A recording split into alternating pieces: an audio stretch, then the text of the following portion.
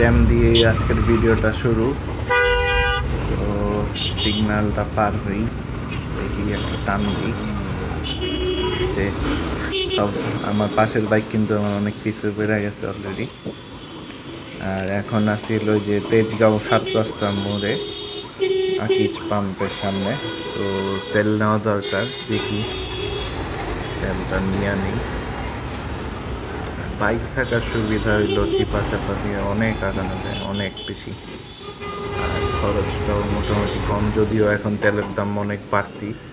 তো সেই হিসাবেও আসলে চলার জন্য নেসেসারি বাইক। এইটায় আকিজের 2টা পাম্প আছে এখানে। এখানে তো তেলের কোনো কিছু দেখতেছি না, খালি গ্যাস। সামনেরটায় যে দেখি কি অবস্থা। এইটাতে সার্ভিস সেন্টার ওদের এখানে মনে হয় আকিজের ওই ইলেকট্রিক বাইকগুলো পাওয়া যায়, এই যে বামে স্কুটি ইলেকট্রিক এগুলি হলো নিলে ভেজাল, সার্জেন্ট চালাবে, অযথা বিরক্ত হব। আর এইখানে তো মনে হয় দেখতেছি তেলের পাম্প আছে, থাকুক, পরে এক সময় নিবনে যা আছে চলবে। আর এই বাইকের রিজার্ভেও প্রায় 2.4 লিটার তেল থাকে, মানে প্রায় 2.5 লিটার তেল। তো 2.5 লিটার রিজার্ভে যেহেতু আছে, তারপরেও মানে রিজার্ভ দেওয়া ভরসা নেই, কারণ কোন সময় রিজার্ভ থেকেও খাইতে থাকবে, চাবি না নামানোর পরেও ঠিক নেই। একবার এমন হয়েছিল, মানে লাইন দিয়ে আবার রিজার্ভে দিছিলাম, পরে খেয়াল ছিল না, পরে আবার ই করে নর্মাল করে চালাইছি, এরপরে দেখি যে রিজার্ভের তেলও শেষ হয়ে গেছে। তো আগাই, এখন আর তেল নিব না, দরকার নেই। আর এইখানে হলো তেজগাঁও থেকে ফ্লাইওভারে উঠে গেলে বামে হলো মগবাজারের মোড়ের জ্যামে পড়বো না, বামে দিয়ে একবারে নিচে নেমে যেতে পারবো, মৌচাকের শিল্পেশ্বরের দিকে চলে যেতে পারবো, নিচের জ্যাম ঠেলা লাগবে না। দিয়েছেই বাসের ধোয়া। আর এইখানে ওইভাবে টানা যাইতেছে না, গাড়ি সব গাদাগাদি অবস্থা সামনে। তো এই অবস্থাতে রাস্তা অনুসারেই চালাইতে হবে, রাস্তার সব গাড়ি যে স্পিডে তার সাথে মিলিয়ে চালাইতে হবে, অতিরিক্ত করতে গেলেই হয়তো ধরা পালায়।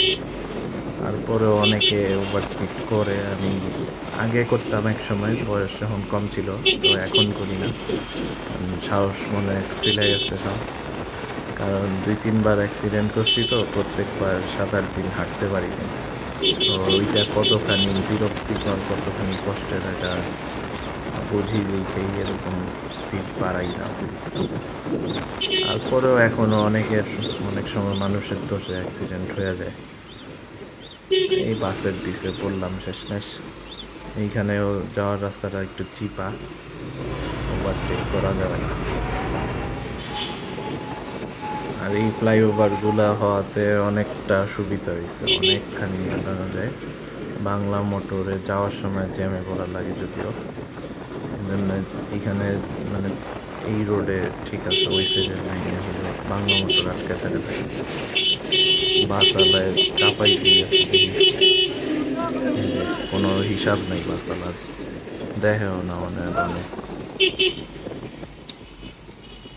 তো এইখান থেকেও আস্তে আস্তে নামা যায়, মানে বাইক এমনি ছেড়ে রাখলেই নেমা যাবে ইজিলি।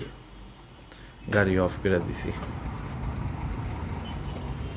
আর এইখানে এমনি বাম সাইডটাই ঠিক আছে বাইকের জন্য, এইখান থেকে ব্রেক করে রাখলেই অটোমেটিক গাড়ি নামে। তো আবার রাইড শুরু, সিগন্যালটা ছাড়ছে। এইখান থেকেও ফ্লাইওভারে উঠে যাব, ওইখান থেকে চিপা একটা রোড আছে ফ্লাইওভারের পাশে, রিক্সা, এদের কারণেও অনেক ঝামেলা, মানে বাইকের আসলে কোনো সেফটি নেই মানুষের। 2 চাকা, এর মধ্যে বাইক হলেও মানে সোজা ব্রেক করতে হয়, সোজা থাকা অবস্থায়, একটু ডান বাম বা একটু কাটা অবস্থায় ব্রেক করলেই শেষ, আর কন্ট্রোল রাখা যায় না। এই জন্য হইলো অ্যাক্সিডেন্টগুলো বেশি হয়, কারণ সোজা অতটুক তো যাবই, ওইটুক তো আর অ্যাভয়েড করা যায় না। এই জন্য সোজা আর মাইরা দিতে হয় অনেক সময় বাইকে। তো অ্যাক্সিডেন্ট করলে বাইক ছাইরা দিই আমি। বাইক গায়ের উপর পড়লে আরও ক্ষতি। বাইকের যেই ওজন সেইটা 140-50 কেজি প্রায় একটা বাইকের ওজন। আর এই রোডটা তো সাবধানে যেতে হয়, কারণ ওই সাইডের গাড়িগুলো থামতে চায় না অনেক সময়। আর সামনে দিয়া আমি নাইমা যাব হইল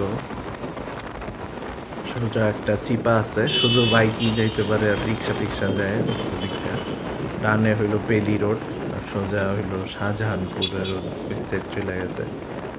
তো এদিক থেকে ইউটার্ন নিব, একবারে শাহজাহানপুরের মোড়ে যাব না, আগেই একটা চিপা আছে, এদিক থেকেই আসি সবসময়। কারণ এটা মজার একটা জিনিস, এটা যারা লোকাল চিনে তারা এদিক দিয়েই যায়, আর বাকিরা আসে নাই, অনেক টাইম চলে যায়। সোজা গেলে অনেক সিগনালে পড়া লাগে, অনেকক্ষণ আটকে থাকা লাগে, মাঝে মধ্যে এক সিগনালে 10 মিনিট আটকে থাকে।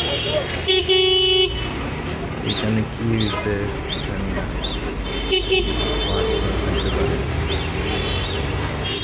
যে দিক দিয়ে ঢুকা যাবো। আর এটা হলো রাজারবাদ পুলিশ লাইন, ওইখানেও 5 অগস্টের দিন সব পুলিশ আইসা এখানেই আশ্রয় নিয়েছিল মাড্ডার থেকে। আর এক একজন ফেসবুকে গুজব ছড়াইছে যে র এর এজেন্ট সব। আজও এইখানেও গ্যাসের জন্য হাহাকার লাগিয়া থাকে, কারণ এখানে একটা পাম্প আছে, আবার অপোজিট সাইডে পিছে একটা পাম্প আছে গ্যাসের, ওইটাতে আবার তেলও আছে। তো এইখানে এই কারণে হলো জ্যামটা, রাস্তা ফাঁকা, জ্যামটা লাগছে হলো গ্যাস পাম্পের সিরিয়ালের জন্য। তো আজকে এই পর্যন্তই, আল্লাহ হাফেজ সবাইকে।